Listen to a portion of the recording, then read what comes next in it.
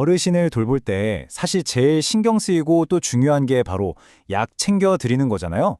자칫하면 실수가 생길 수도 있는 일이라 늘 조심스러운데요. 그래서 오늘은 어떻게 하면 실수는 줄이고 안전은 확실하게 지킬 수 있는지 그 핵심만 쏙쏙 뽑아서 알려드릴게요. 자, 오늘 우리가 함께 살펴볼 내용들인데요. 먼저 투약의 기본, 황금 원칙부터 시작해서요. 가장 흔한 경구약, 그리고 좀 더 세심함이 필요한 안약과 귀약, 또 관찰이 중요한 정맥주사, 마지막으로 이 모든 것의 마무리, 약 보관까지. 이 5가지만 제대로 알면 투약 돕기 이제 자신 있을 거예요. 자, 그럼 첫 번째 순서입니다. 약을 다룰 때 우리가 절대 잊지 말아야 할 그야말로 기본 중의 기본. 안전한 돌봄의 가장 단단한 기초가 되어줄 황금 원칙부터 시작해 볼게요. 네, 바로 이 숫자 5입니다. 이게 뭘 의미할까요? 바로 우리가 약을 드리기 전에 매번 정말 단 한 번의 예외도 없이 확인해야 할 5가지 원칙을 말하는 건데요. 에이, 매일 하는 건데 뭐. 이렇게 익숙함에 속아서 이걸 그냥 넘어가잖아요.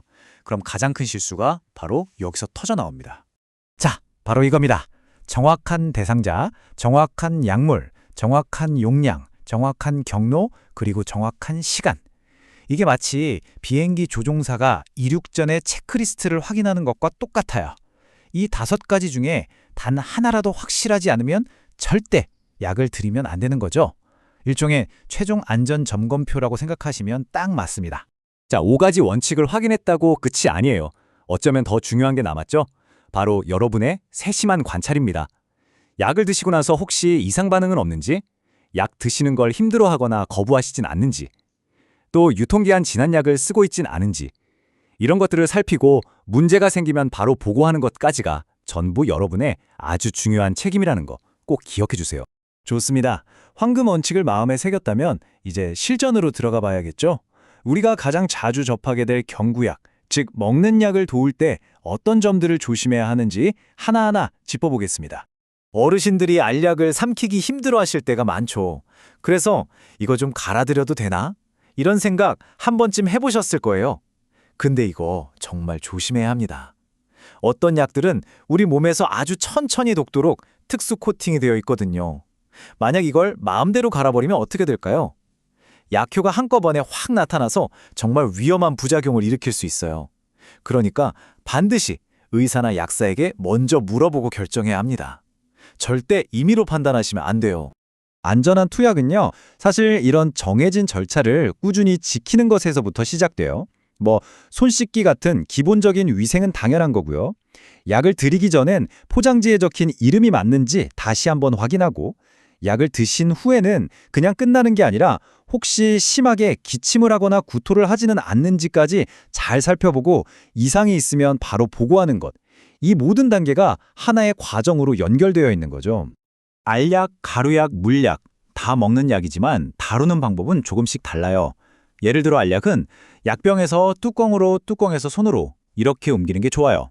왜냐하면 손으로 만졌던 약이 다시 약병으로 들어가면 오염될 수 있으니까요. 또 물약은요, 따를 때 라벨이 위로 가게 잡는 게 습관이 되면 좋아요.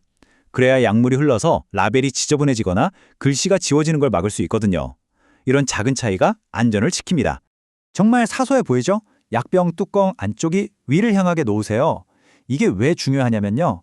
뚜껑 안쪽을 바닥에 그냥 내려놓으면 온갖 먼지나 세균이 다 묻을 수 있잖아요. 그게 다시 약병으로 들어가면 약 전체가 오염될 수 있는 거예요.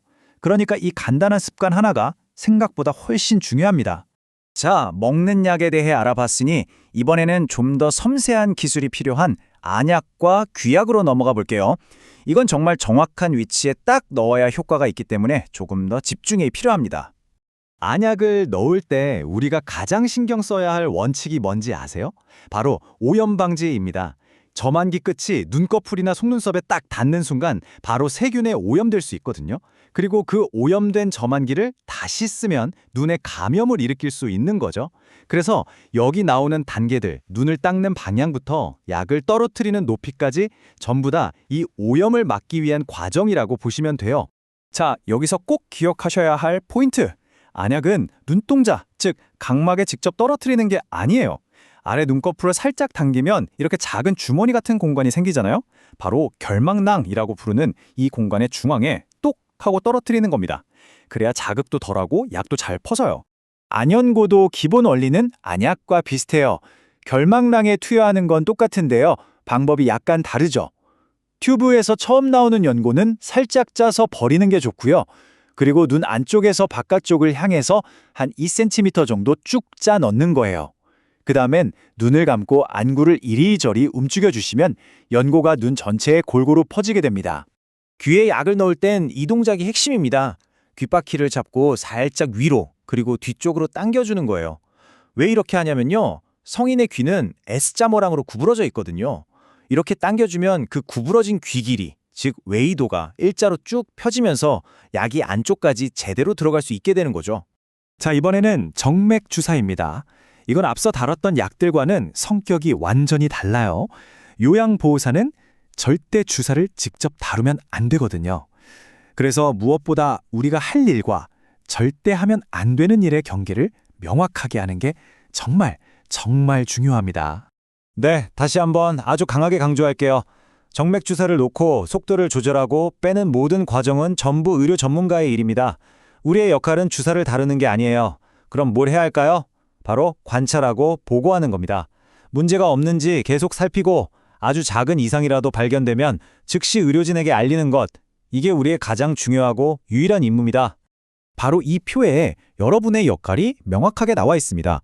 수액이 심장보다 높은 곳에 잘 걸려 있는지, 방울이 일정한 속도로 잘 떨어지는지, 줄이 꼬이거나 눌린 곳은 없는지, 여러분은 의료진의 눈과 귀가 되어서 이런 것들을 계속 확인해 주시는 거예요. 그리고 주사 맞은 부위가 붓거나 아프다고 하시면 그건 즉시 보고해야 할 신호입니다. 간호사가 주사 바늘을 빼고 나면 그 자리를 지혈해야 하죠. 이때 중요한 건 절대 비비면 안 된다는 거예요.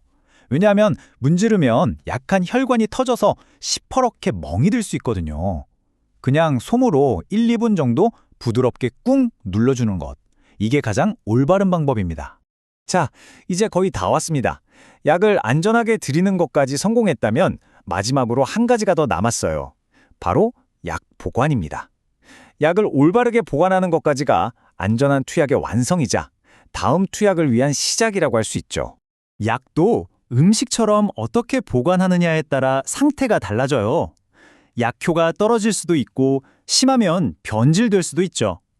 그래서 모든 약은 기본적으로 아이들이나 인지 기능이 저하된 어르신들의 손이 닿지 않는 곳, 안전한 곳에 보관해야 하고요. 또 약의 종류에 따라서 이렇게 햇빛을 피해야 하거나 서늘한 곳에 둬야 하는 규칙들이 있거든요. 이 규칙들을 잘 지켜야 약의 효과와 안전성을 끝까지 유지할 수 있습니다.